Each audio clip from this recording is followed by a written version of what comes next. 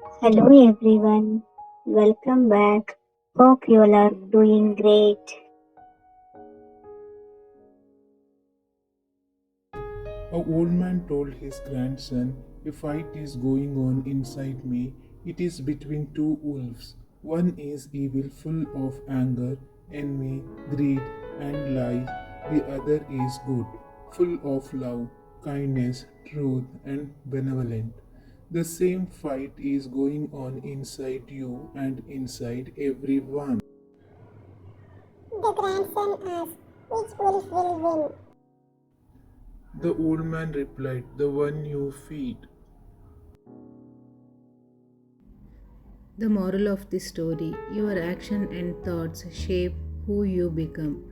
Benevolent, compassion, generosity. The benevolent man donated a large portion of his wealth to build schools in rural areas. His benevolent actions brought comfort and hope to many struggling families.